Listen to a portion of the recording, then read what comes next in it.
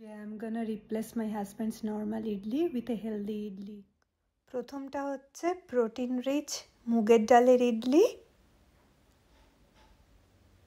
আর এইটা হচ্ছে normal regular batter idli. Tiyas খিদে পেয়েছে, কিছু খাবার আছে? হ্যাঁ দিচ্ছি, দাঁড়াও। এই নাও ইডলি।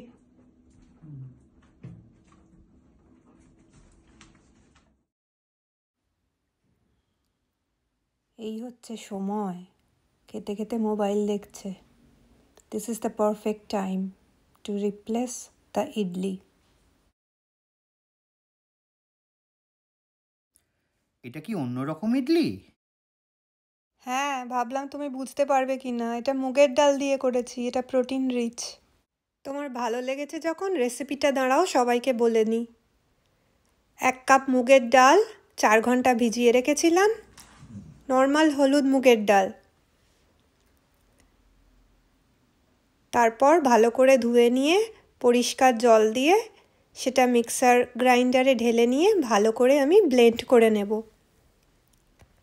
এখনই একটু ছোট টুকরো আদা আর স্বাদ মতো নুন দেব।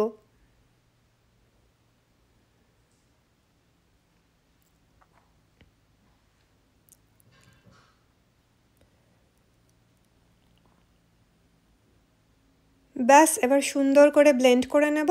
একদম স্মুথ একটা ব্যাটার তৈরি হয়ে গেছে।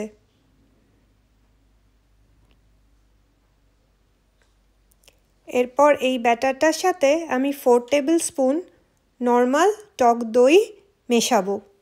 তারপর এখানকার টেম্পারেচার অনুযায়ী আমি 8 ঘন্টা ফার্মেন্টেশন করতে এটা রেখে দেব।